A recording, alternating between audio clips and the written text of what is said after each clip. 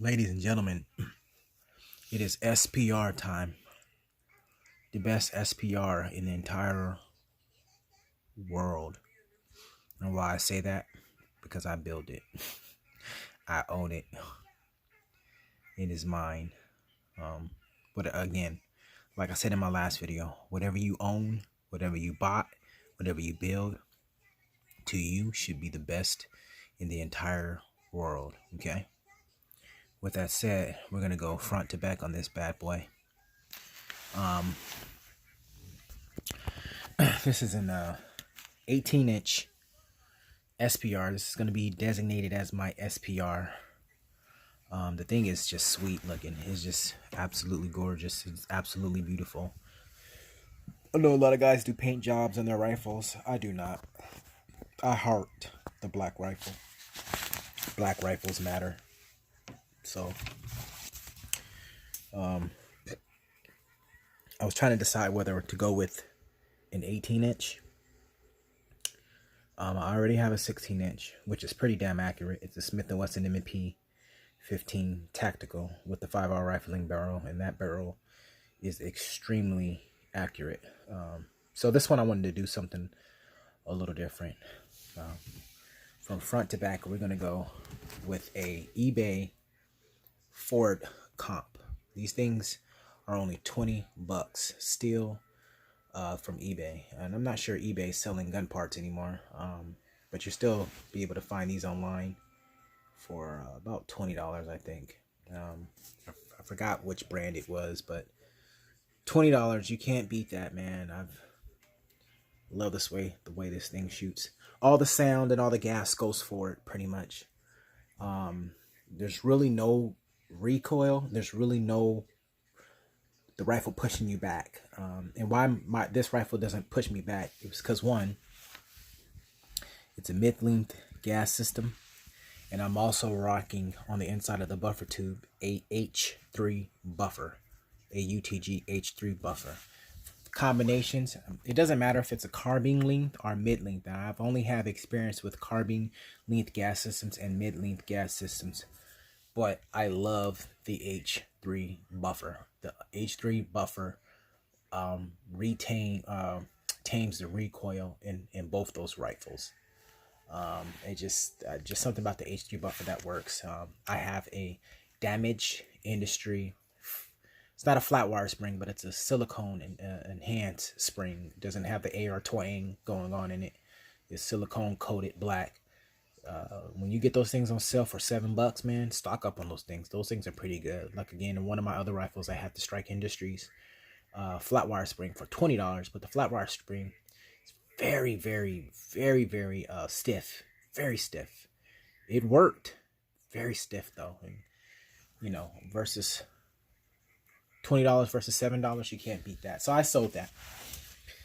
The barrel is a Bear Creek Arsenal barrel, 18-inch mid-length bear claw barrel. This thing is sweet ride, man. It's just 416R stainless steel with melanite treated coating on it. The only thing the barrel doesn't have that I wish it had was 5R rifling. So I'm gonna have to just deal with that. I'm gonna just have to trade off on that. Now, the gas block is a GunTech clamp-on gas block. I love clamp-on gas blocks, man. No drilling in the barrel, none of that stuff for me. Clamp-ons work very well. Like, I put this gun together myself. That clamp-on gas block is very, very sturdy, and it's on there solid. Okay, this is an eBay rail I got for $55. Okay, this thing is sweet. It's Picatinny rails in the front, M-lock on the side, and, you know, on the back. It's very sturdy. It's on there. I like the barrel nut, steel barrel nut, how it hooked up on there. Really nice. Okay. The front and the rear backup sights are UTG flip-up backup sights. These things are sweet. $35 for the set. These things are sweet. Aluminum, polymer. You can't beat the price on these things. Okay, but on this rifle, these are coming off. These are going to go on my 9mm 12.5-inch build when I'm done with that. And this is going to get a proper scope, a 1x8 UTG 1x8 with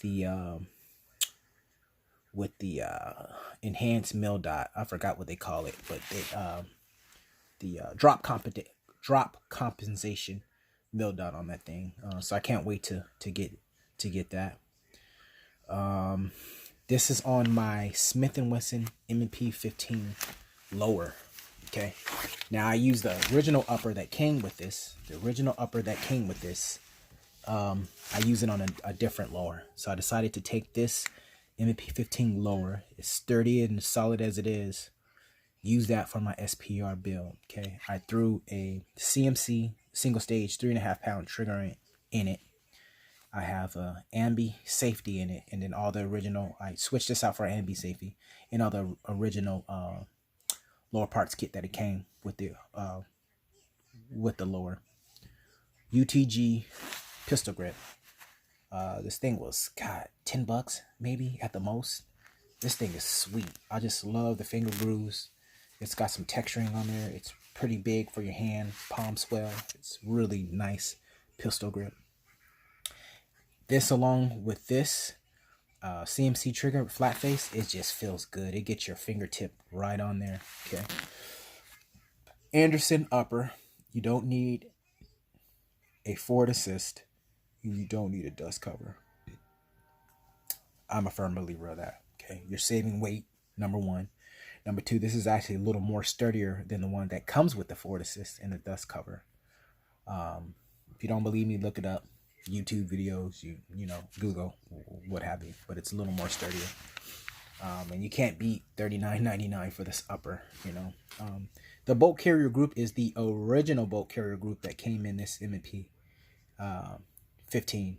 You know, so I'm just using that for now. I'm going to actually swap this out, probably for a Toolcraft melanited.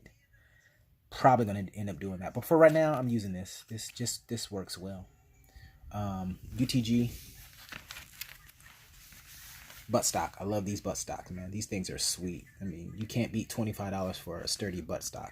Has a little bit of wiggle in there, but that doesn't matter to me. This thing just looks sweet for the price. You can't beat it.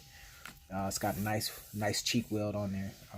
This buffer tube, I don't know if I'm going to switch it out now, but I punched a hole in it. Was working on a project. I punched a hole in it. I might just leave it. It is what it is. I have a UTG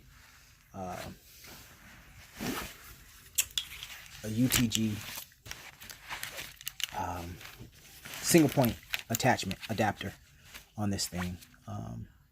So yeah, it adds a little more weight, but you know, it is what it is. It's pretty sturdy, especially for an 18-inch rifle. This rifle is not heavy at all. Not heavy at all. It's really lightweight. I don't even know how many pounds it weighs, but it's not heavy at all. I tested this at the range. It fires very well. It shoots very well. I just don't know how accurate it is yet. I want to wait for a scope. I might not even wait for a scope. I might just use the iron sights and just test the accuracy on this barrel. I want this barrel to be accurate. And if it happens to not be as accurate as I want it to be, my best bet is that I'm going to probably swap this out for a Faxon 18-inch barrel. I probably will end up doing that, but I think this barrel would be good. I don't know if anyone out there has any experience with the 18-inch Bear Creek Arsenal barrel on how accurate it is. Let me know. But for the most part, I'll probably end up swapping it out for Faxon if this barrel is not accurate. But you cannot beat. I think I got this barrel for like $50, man. $50 out the door, shipped and everything back in like February. I couldn't pass on that deal. I had to do it, man. I bought two. So here it is in a nutshell, man. This thing is just simple. It's real simple. It doesn't have a bunch of corks in it. I'm going to get a bipod for it. I am going to get a UTG bipod for it and throw that up there. And we're going to start testing these things out. But, man, this is my SPR build, man. This is it. My DMR. This is how simple it is. This is how simple it's going to be. All the components, real simple. Nothing too expensive, man. I love Magpul, BCM, Strike Industries. But, guys, you building a rifle, you can buy stuff of quality real cheap.